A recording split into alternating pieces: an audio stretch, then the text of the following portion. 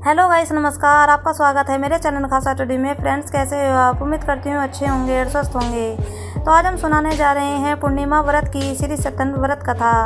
और ये कथा किसको करनी चाहिए और क्यों करनी चाहिए और इसके अनोखे लाभ, तो आइए जानते हैं इस वीडियो के माध्यम से। तो कथा पूरी ज़रूर सुनिएगा। कथा पसंद आए तो वीडियो को लाइक करके चैनल को सब्सक्राइब अवश्य करें। तो चलिए बिना किसी देरी के शुरू करते हैं। तो आइए सबसे पहले जानते हैं श्री सत्यनारायण भगवान की कथा किसको करानी चाहिए और क्यों करानी चाहिए। नंबर 1, किसी खास मनोकामना की पूर्ति के लिए घर में सत्यनारायण भगवान की कथा जरूर करानी चाहिए। नंबर 2, सत्यनारायण भगवान की कथा सुनने तथा घर में करने से सुख समृद्धि का घर में वास होता है। नंबर 3, सत्यनारायण भगवान की कथा पूर्णिमा गुरुवार को करना सबसे शुभ माना जाता है। नंबर 4, यह कथा उत्तर या पूर्व दिशा की तरफ मुँह करके करनी चाहिए। ब्रह्म स्थान में करना सबसे शुभ मानी जाती है। नंबर 5, सत्यनारायण भगवान की कथा शीघ्र विवाह, संतान के जन्म के अवसर पर और दुर्भाग्य को सौभाग्य में बदलने के लिए करते हैं।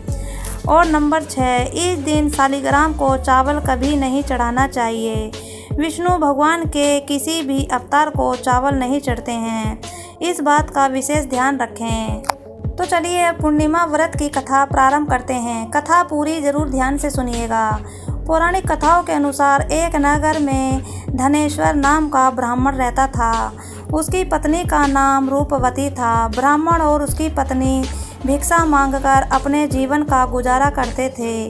दोनों की कोई संतान नहीं थी। एक दिन उसकी पत्नी नगर में भिक्षा मांगने के लिए गई, लेकिन लोगों ने उसे बांझ कहकर भिक्षा देने से मना कर दिया, जिससे संतान न होने के कारण वे दोनों बहुत चिंतित रहने लगे।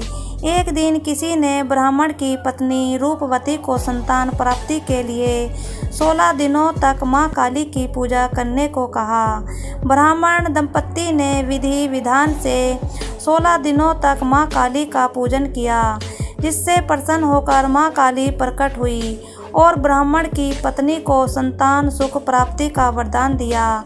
साथ ही मां काली ने ब्राह्मण दंपत्ति से हर पूर्णिमा को एक दीपक जलाने को, हर पूर्णिमा पर दीपक की संख्या बढ़ाने और पूर्णिमा व्रत रखने को कहा। मां महाकाली के कहे अनुसार ब्राह्मण दंपत्ति ने पूर्णिमा व्रत रखना और दीपक जलाना शुरू किया।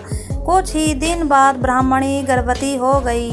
मां काली की कृपा से ब्राह्मण और उसकी पत्नी के घर एक पुत्र ने जन्म लिया।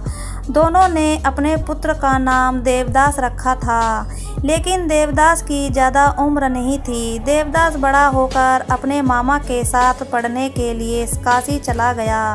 वहाँ ऐसी दुर्घटना घटी कि धोखे से उसका विवाह हो गया।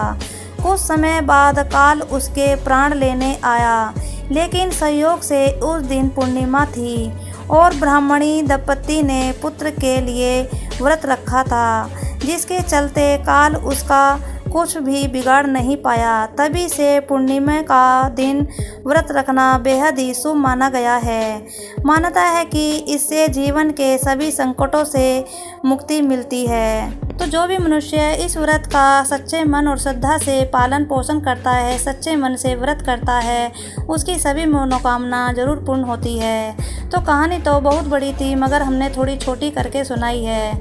अगर आपको ये कहानी अच्छी लगी हो तो वीडियो को लाइक करके चैनल को सब्सक्राइब अवश्य करें। तो चलिए आज के लिए इतना ही। अगली वीडियो में फिर मिलूंगी। Bye bye.